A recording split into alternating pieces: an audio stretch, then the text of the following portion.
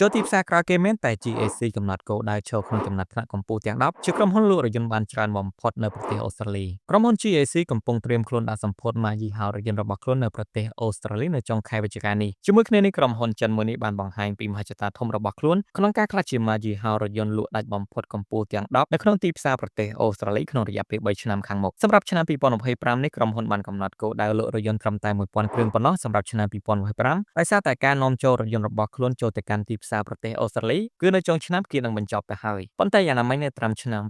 2028ក្រុមហ៊ុនរំពឹងថាការលក់របស់ពួកគេនឹងឈានដល់33000គ្រឿងនៅក្នុងបទសម្ភាសន៍ជាមួយទស្សនាវដ្តី Drive លោក Chenny Liang នាយករងគ្រប់គ្រងរបស់ក្រុមហ៊ុន GAC បានបង្ហាញនូវផែនការច្បាស់លាស់ដើម្បីបំបែកខ្លួនចូលទៅក្នុងចំណាត់ថ្នាក់កម្ពុជាទាំង10នៅទីផ្សារប្រទេសអូស្ត្រាលីចំពោះគោលដៅលក់របស់ក្រុមហ៊ុន GAC សម្រាប់ឆ្នាំ2025និង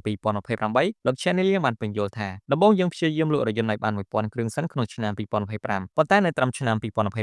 មហិច្ឆតារបស់ពួកយើងគឺចង់ស្ថិតនៅចំណាត់ថ្នាក់កម្ពុជាទាំង10និងលក់រថយន្តបានចំនួន33000គ្រឿងក្នុងមួយឆ្នាំសម្រាប់រថយន្តជម្រើសដំបូងរបស់ GAC ដែលលក់នៅប្រទេសអូស្ត្រាលីមាន3 model រួមមានរថយន្ត GAC M Zoom ជាប្រភេទរថយន្ត SUV ប្រើសាំងខ្នាតតូចរថយន្ត GAC Ion V ជារថយន្តប្រភេទ SUV អគ្គិសនីខ្នាតមធ្យមនិងរថយន្ត GAC M8 PHEV ដែលបងប្អូននៅកម្ពុជាស្គាល់ថាជារថយន្ត GAC GN8 ក្រោយពី model ទាំង3នេះដាក់លុយជាផ្លូវការក្រុមហ៊ុននឹងបន្តនាំចូលរថយន្តថ្មីបន្ថែមទៀតដើម្បីពង្រឹងទីផ្សាររបស់ខ្លួនដែលរៀបចំផែនការនាំចូលរថយន្តថ្មីៗរហូតចំនួន5 model ក្នុងរយៈពេល2ឆ្នាំខាងមុខជាមួយផែនការនេះលោក Chenny Liang ក៏បានបញ្យល់បន្ថែមថាយើងនឹងមិនអាចសម្រេចនៅមហិច្ឆតាជាប់ចំណាត់ថ្នាក់កម្ពុជាទាំង10នោះទេដោយគ្រាន់តែលក់រថយន្ត3 model ដែលយើងកំពុងដាក់សម្ពោធនេះហើយជាមូលហេតុដែលយើងនឹងពង្រីក model រថយន្តបន្ថែមទៀតក្នុងឆ្នាំខាងមុខយ៉ាងណាមិញបើតាមការប៉ាន់ស្មានលទ្ធភាពសម្រេចគោលដៅសិតក្នុងចំណាត់ថ្នាក់កម្ពុជាទាំង10នៅទីផ្សារប្រទេសអូស្ត្រាលីហាក់ពិបាកបន្តិចដោយសារ GAC កំណត់មហិច្ឆតាលក់រថយន្តបានចំនួន33000គ្រឿងក្នុងមួយឆ្នាំជាមួយចំនួននេះហាក់ពិបាកធានាក្នុងការឲ្យពួកគេជាប់ក្នុងចំណាត់ថ្នាក់កម្ពុជាទាំង10ជាក្រុមហ៊ុនដែលលក់រថយន្តដាច់បំផុតនៅក្នុងប្រទេសអូស្ត្រាលីគិតត្រឹមឆ្នាំ2028ណា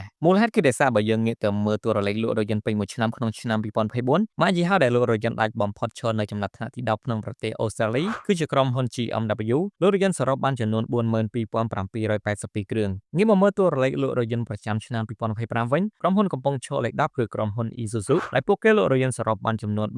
35114គ្រឿងសម្រាប់ទិន្នន័យនេះគឺជាទិន្នន័យបណ្ដោះអាសន្នដោយសារមិនទាន់បញ្ចប់ឆ្នាំ2025នៅឡើយទេសល់ប្រហែលជិត2ខែទៀតដូច្នេះចំនួននៃការលក់អាចនឹងមានការកើនឡើងបន្ថែមទៀតដូច្នេះសរុបមកវិញបើយើងក្រឡេកទៅមើលតួលេខនៃការលក់ក្នុងឆ្នាំ2024និង2025បើគ្មានការផ្លាស់ប្ដូរទ្រង់ទ្រាយធំក្នុងបរិមាណនៃការលក់នៅក្នុងទីផ្សារប្រទេសអូស្ត្រាលីច្បាស់ណាស់ក្រុមហ៊ុន GAC នឹងត្រូវបង្កើនការលក់របស់ខ្លួនពីចំនួន33000គ្រឿងក្នុងមួយឆ្នាំទៅជិត45000គ្រឿងឬច្រើនជាងនេះដើម្បីធានាថាពួកគេអាចជាប់ឈ្មោះជាក្រុមហ៊ុនកំពូលទាំង10ដែលលក់រថយន្តបានច្រើនបំផុតនៅក្នុងទីផ្សារប្រទេសអូស្ត្រាលី